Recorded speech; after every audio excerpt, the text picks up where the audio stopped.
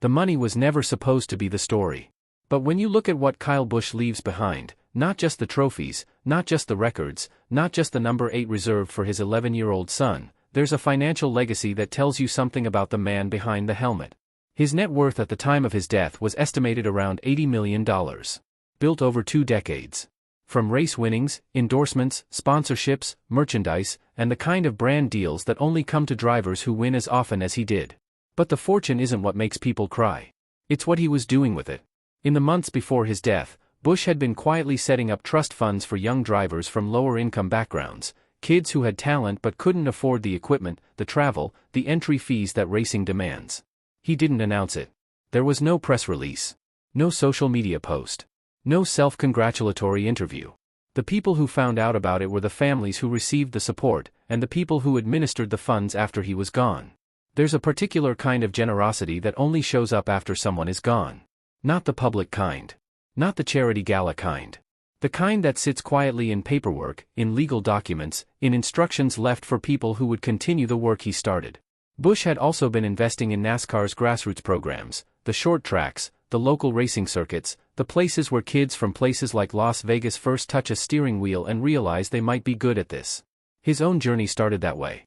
A kid who grew up around go-karts in a state that didn't produce many racing champions. His family supported him. They spent money they barely had on fuel, on tires, on entry fees. He never forgot what that felt like. So when he had the money to change that equation for someone else, he did. Not with his name on a building. With his name on a check that a stranger would never know came from him. His estate is structured to protect his family, his wife Samantha, his son Brexton, his daughter from a previous relationship.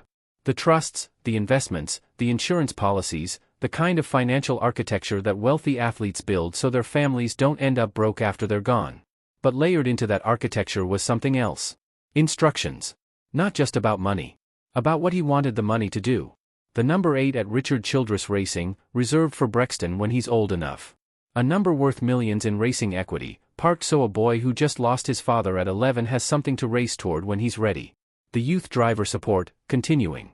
Funded by a portion of the estate, administered by people he trusted, with instructions that the recipients should never know who paid for it. Because Kyle Busch understood something that wealthy people often miss.